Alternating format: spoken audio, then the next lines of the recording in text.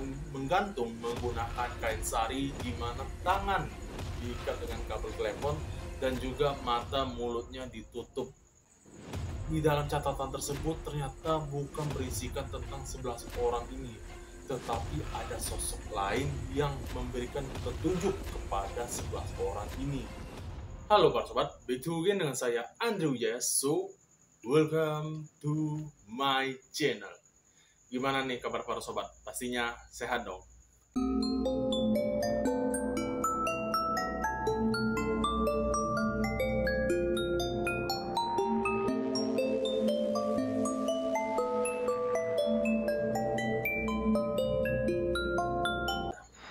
Perindavan memang terkenal dengan makanan yang cukup unik, tetapi siapa sangka di Perindavan juga ada kasus yang cukup menggemparkan, tepatnya di daerah New Delhi, Burari pada tanggal 1 Juli 2018. Ditemukannya 11 orang dalam satu rumah yang artinya mereka ini satu keluarga, ditemukan tewas dalam satu malam.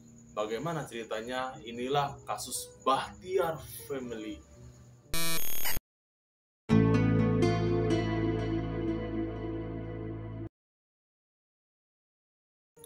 Pagi hari sekitar pukul 7, para tetangga dibuat keheranan. Kok toko kelontong milik keluarga Bahtiar ini kok belum juga buka? Biasanya mereka ini buka sekitar pukul 5 atau paling telatnya sekitar 5.30. Itu sudah paling telat. Otomatis pelanggan dibuat ngantri, ada yang mau beli susu segar atau mau membeli apapun. Para tetangga pun sudah mencoba menelepon keluarga Bahtiar, tetapi tidak ada yang mengangkat telepon tersebut. Akhirnya berselang 15 menit kemudian salah seorang tetangga yang bernama Guncara ini berinisiatif nih mencoba untuk mengetuk pintu rumah mereka. Tetapi ketika ingin mengetuk, pintu itu ternyata tidak dikunci. Akhirnya Guncara ini menaiki tangga ke lantai 1 karena toko mereka ini, toko keluarga Bahtiar ini berada di lantai dasar. Nah, begitu menaiki tangga, dia melihat pemandangan yang tidak biasa, di mana 11 anggota keluarga Bahtiar ini ditemukan dalam keadaan menggantung menggunakan kain sari, di mana tangan diikat dengan kabel telepon dan juga mata mulutnya ditutup. Heboh dong warga situ, apalagi sedang ramai-ramainya. Nah, diteleponlah polisi, dan polisi pun tiba pada pukul 7.35 pagi hari. Kasus ini pun akhirnya menyebar dari mulut ke mulut hingga wartawan pun datang pada pukul 8 pagi untuk meliput kasus ini dan menjadikan kasus ini berita utama nasional pada saat itu. Pukul 9.30, tim forensik datang untuk mengelola TKP. Hasilnya, 9 orang tergantung di kisi-kisi tralis dan 1 orang tergantung tepat di seberangnya dengan mata dan mulut tertutup, serta tangan diikat menggunakan kabel telepon. 1 orang lagi ditemukan di ruangan sebelah terbaring di sebelah tempat tidur dengan bekas luka ada pada lehernya.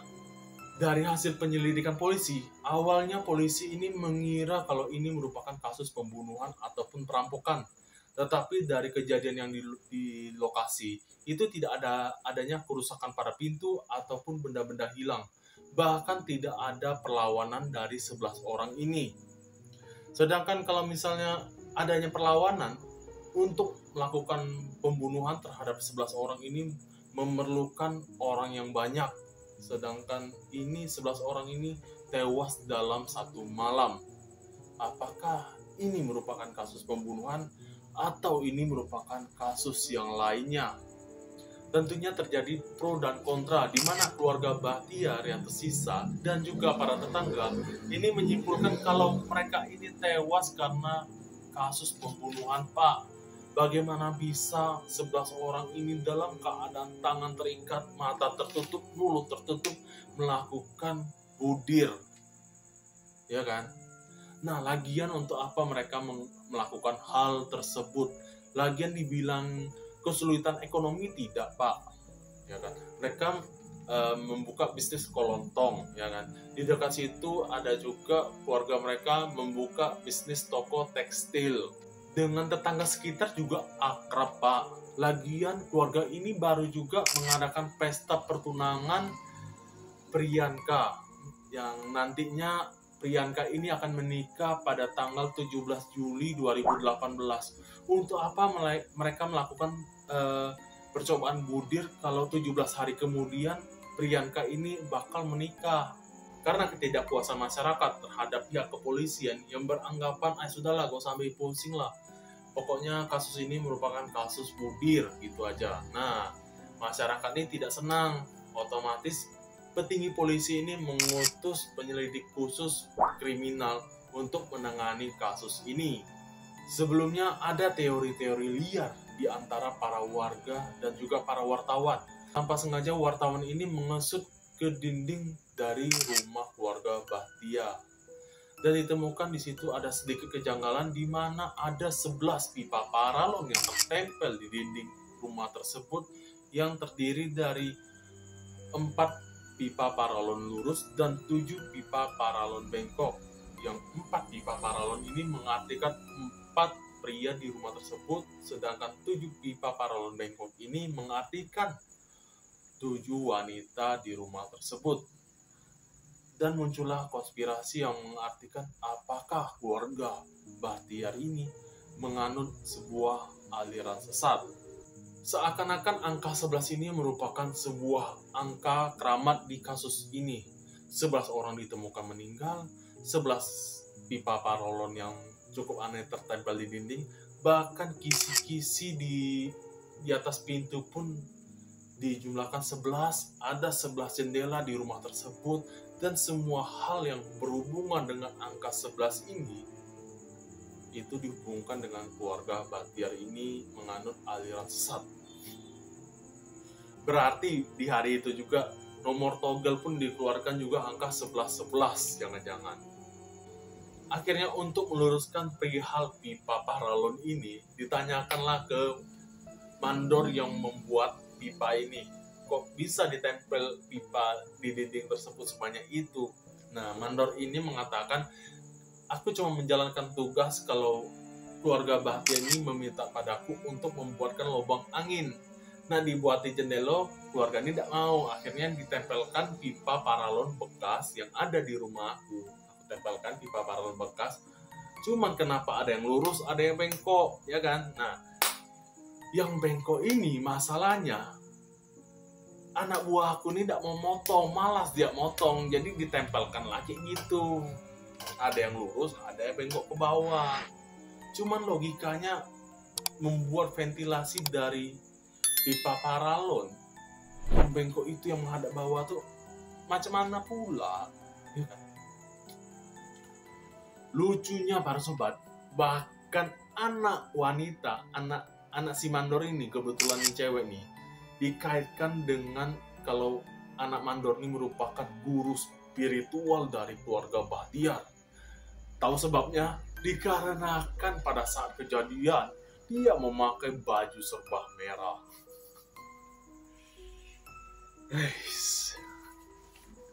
Oke, kita kembali ke kasus. Nah, dari hasil penyelidikan, polisi ini menemukan rekaman CCTV yang ternyata emang dipasang keluarga Bahtiar ini untuk memantau situasi halaman luar rumah mereka ya.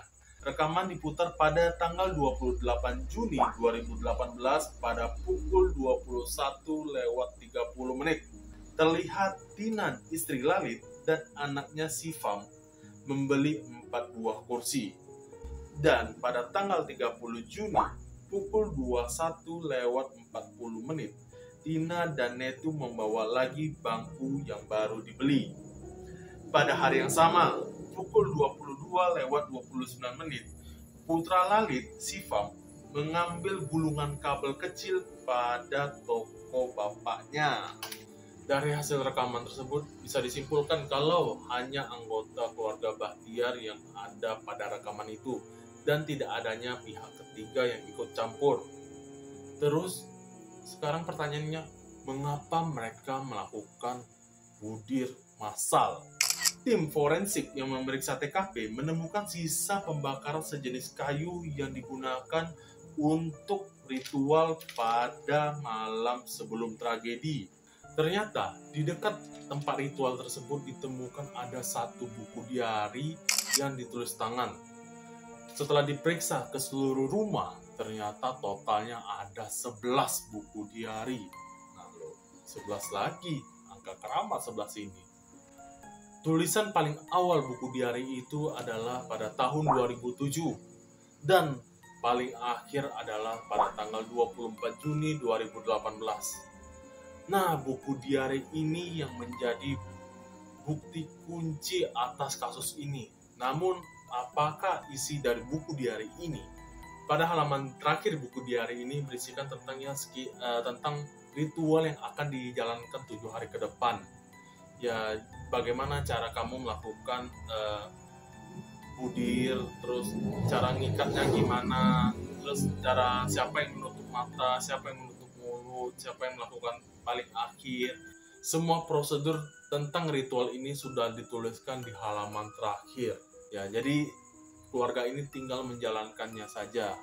Jadi catatan diari tersebut berisikan tentang rutinitas yang harus dilakukan oleh keluarga ini.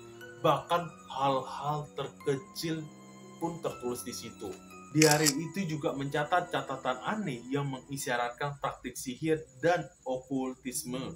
Seperti ada sebuah energi mistis lain yang di dalam catatan tersebut ternyata bukan berisikan tentang 11 orang ini, tetapi ada sosok lain yang memberikan petunjuk kepada 11 orang ini. Jadi merinding gua.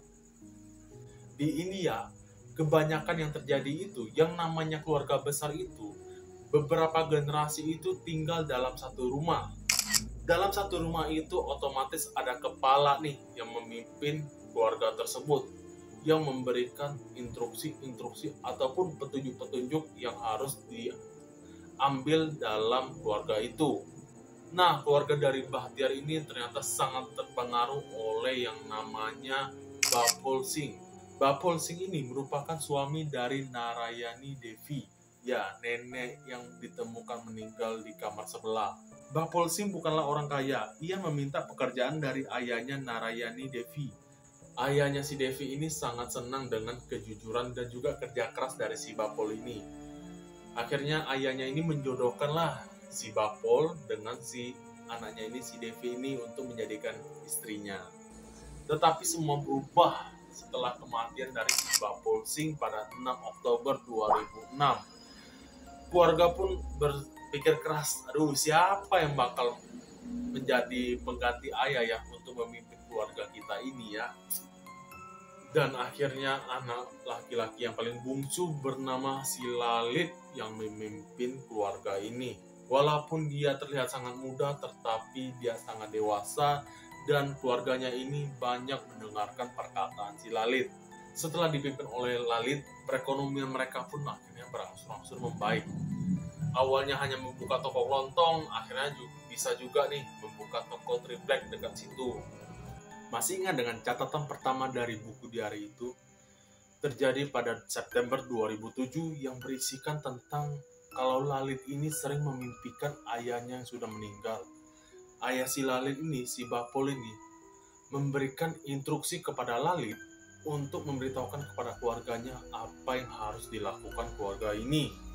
Terkadang ayahnya ini bukan hanya hadir lewat mimpi si Lalit.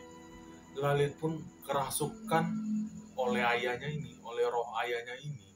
Dan suara Lalit pun berubah menyerupai suara si Bapol untuk memberikan instruksi langsung kepada keluarga mereka. Wow, apakah betul Lalit ini kerasukan oleh ayahnya? Atau itu hanya akting semata? Namun yang jadi pertanyaannya, siapakah yang menulis diari ini dari tahun 2007 hingga akhirnya pada tahun 2018? Setelah polisi melakukan pengecekan dengan tulisan tangan masing-masing keluarga ini, ditemukan ternyata yang menulis diari ini adalah si Netu. Dan hebatnya, tidak ada satupun anggota keluarga yang membahas ini di luar rumah. Jadi, artinya seluruh anggota keluarga ini sudah dikendalikan oleh Lalit. Namun, siapa sih sebenarnya si Lalit ini? Lalit lahir dari pasangan Bapol Singh dan juga Narayani Devi pada 2 November 1970. Ia adalah putra bungsu. Lalit ini tergolong cukup nakal, di mana kala dia sudah agak remaja, dia hobinya nongki-nongki sambil minum-minum. Gak minum gak party coy. Pada tahun 1988, yang kala itu Lalit berarti usia 18 tahun, dia mengalami kecelakaan motor yang sangat hebat, membuat kepalanya ini mengalami luka parah yang mengakibatkan dia ini harus diopname selama berhari-hari. Ada lagi nih, pada tanggal 26 Maret 2004, Lalit yang kala itu sedang bekerja di toko triplek. Dia ini harus bentrok selisih paham dengan bosnya gara-gara masalah upah. Karena masalah upah ini membuat ia ingin dibunuh dengan cara dibakar hidup-hidup. Untungnya si Lalit ini masih bisa selamat, namun dia mengalami trauma yang begitu berat sehingga membuat dia kehilangan suaranya. Para dokter ini sudah menganjurkan untuk membawa Lalit ini ke psikiater untuk mengobati traumanya. Lagi-lagi keluarganya ini seakan-akan memiliki statement buruk terhadap ke psikiater tuh cuma untuk orang gila, sedang si Lalit ini gak gila, dia cuma kehilangan suaranya. Berujung akhirnya trauma si Lalit ini tidak diobati. Setelah kematian ayahnya pada tahun 2006, Lalit mendengar suara ayahnya untuk membaca sebuah bacaan setiap hari pada pukul 10 malam agar suara Lalit ini dapat kembali secara normal. Ini menjadikan rutinitas keluarga tersebut untuk membacakan bacaan itu. Namun setelah 1 tahun lamanya, suara Lalit perlahan-lahan baru bisa kembali lagi. Belum lagi selama 11 tahun lamanya, Lalit yang memegang otoritas atas keluarga ini membuat perekonomian keluarga ini pun membaik. Sehingga membuat keluarga ini semakin percaya nih, kalau ayahnya ini yang merasuki Lalit ini dapat membuat keputusan-keputusan tepat. Otomatis keluarga ini percaya sepenuhnya atas ucapan Lalit. Sampai akhirnya tanggal 30 Juni 2018, keluarga ini ditemukan meninggal dalam keadaan budir atas ucapan si Lalit yang menyuruh mereka untuk melakukan ritual ini. Jadi kesimpulannya bisa dibilang ini sebenarnya sih bukan budir, cuman sebuah ritual yang berakhir buruk yang harus kehilangan nyawa. Makanya para sobat, kesehatan mental itu penting, apalagi si Lalit ini pada umur 18 tahun harus mengalami kecelakaan parah pada kepalanya, belum lagi mau dibunuh orang yang membuat dia trauma berat, dan harus kehilangan ayahnya pada tahun 2006 sehingga keputusan keluarganya ini harus pada dirinya. Sekian konten saya kali ini, dan nantikan konten-konten saya yang lainnya. Bila saya ada ucapan atau kata-kata yang salah, mohon dimaafkan. Jangan lupa like, komen, dan juga subscribe. Saya Andri Wijaya, salam, ciao.